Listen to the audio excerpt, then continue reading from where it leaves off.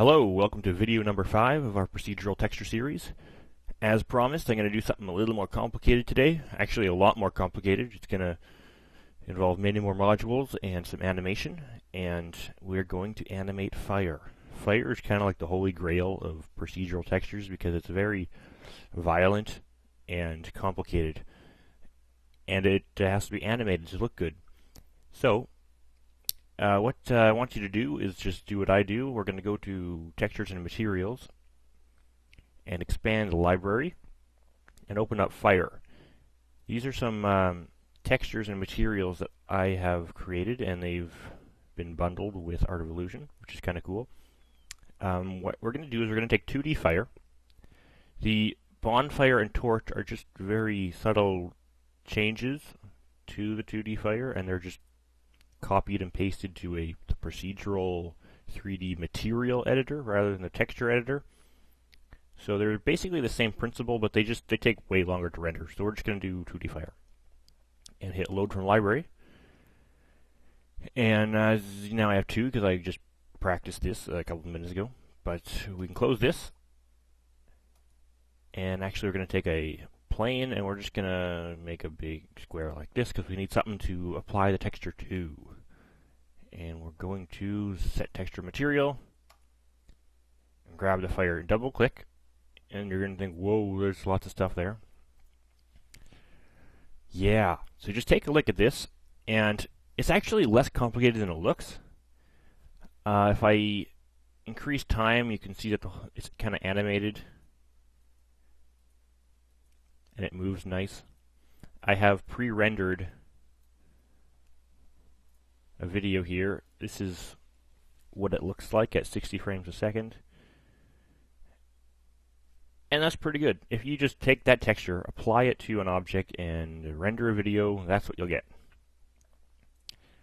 But I'm more interested in how it works.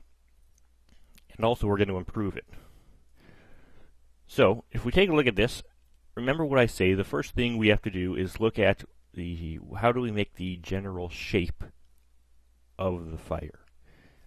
And we can see here that it has a noisy pattern, but the interesting thing is that it gets transparent at the top. And that's because of this. We're just going to delete this transparency, and now what we have is just your basic noise pattern. It's been modified a whole bunch. We see time here and time there, and they're connected to 3 modifiers and then 3 operators. So basically, all these ones I'm going to highlight, these are only necessary to animate the texture.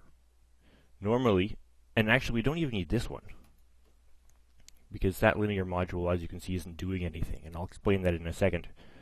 But really, this is just a jitter module with a few modifications plugged into the noise module with a few modifications plugged into a color channel, and then I have used the scale color function, which lets you put in a color on one side and a number on the other, and it literally just makes that color brighter, which is very good if you want to make a glowing object. So what we're seeing here is really only 4 modules. This one, this one, this one, okay, 5 modules. And to make a transparency, here's noise, and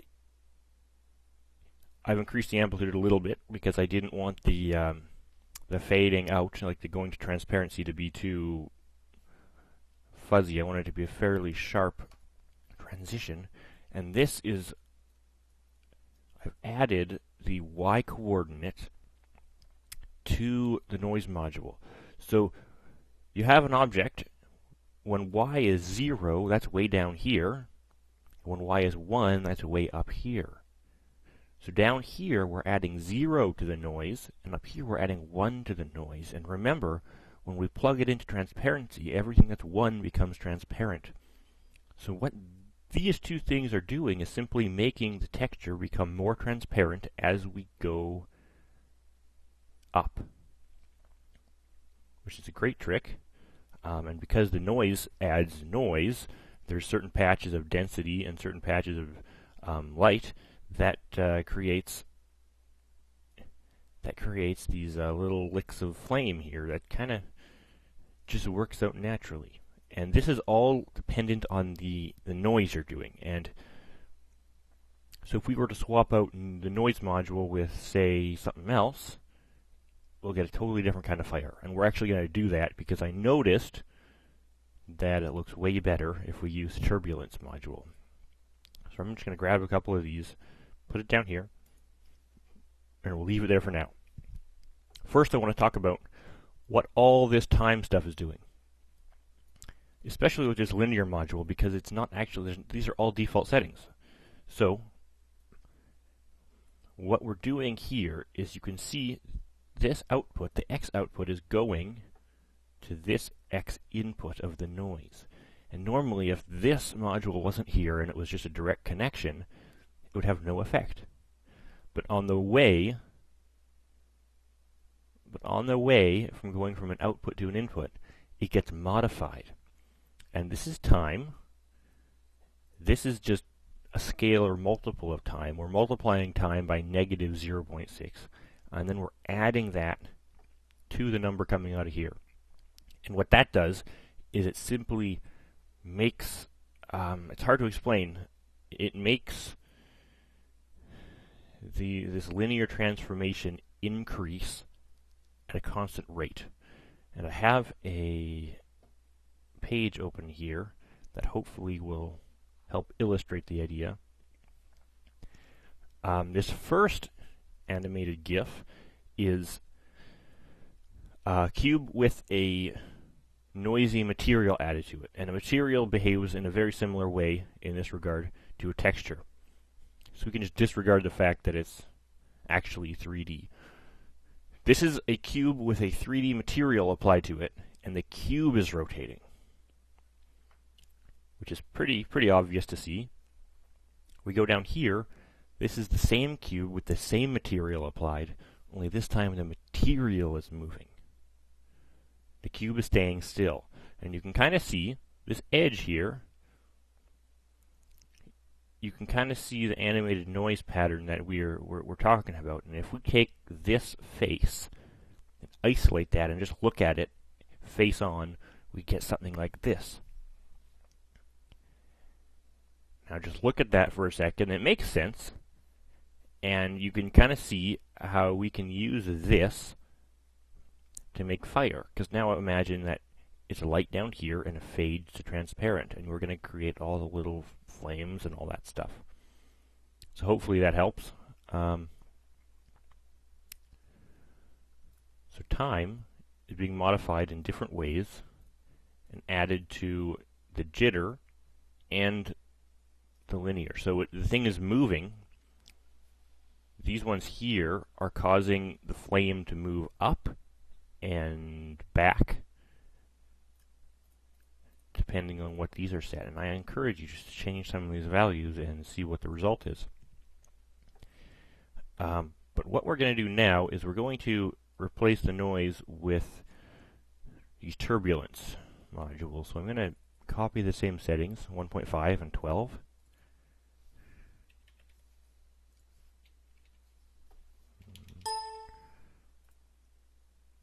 And this one was 2 and 12.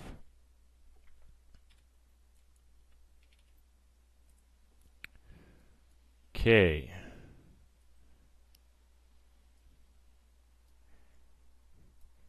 And as the textures get more and more complicated, it's going to be harder and harder for me to create them from scratch on camera, simply because some of these things took hours to do, as you'll see in the next video, I'm pretty sure. So you'll just have to play around with stuff. That's just what you got to do in this industry. Okay. Throw that in there. And what you can see is happening is simply because this is a different kind of noise. It's a different pattern. The flames look a lot more linear, a lot longer, a lot more like flames. And so we can take this and we can move forwards. I just tried that one day and it looked a lot better. You can see right there. Actually, let's go back in and edit the mapping. To scale. No, it's 1.5.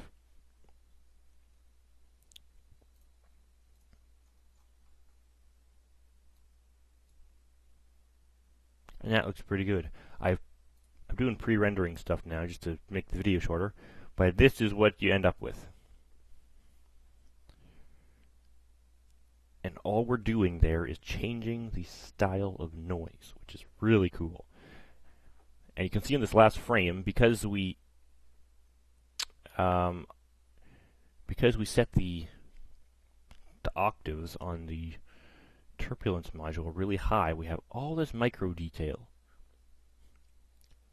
And we have something that's almost good enough where if we go back to Art of Illusion, under Render Scene, under Output, we have this transparent background option. And what this does is everything that's transparent is removed from the image. And you look at this and you say, what on earth? But if we save this as a PNG on the desktop, and close, this is what we have. And you can kind of see on the icon better here. I'll make them bigger. That it has saved the transparency. So you can actually make an animation that is a frame, like an image of a sequence of images, and it's like a green screen effect. You can load that into After Effects or Adobe Premiere and actually use it for video editing, which is kind of cool. So let's go back down there. So that's that one. Also, you should think about the different things, different applications for that animated noise. Like if you think about it, the noise can be anything. It can be, imagine trying to animate a cloud material where you want clouds to kind of billow and move through the sky and kind of morph like they do in real life. You'd use a very similar technique. We're going to use the same technique for something else in the next video, which is completely different, and it's one of my favorite textures I've ever made. So stay tuned for the possible final video 6.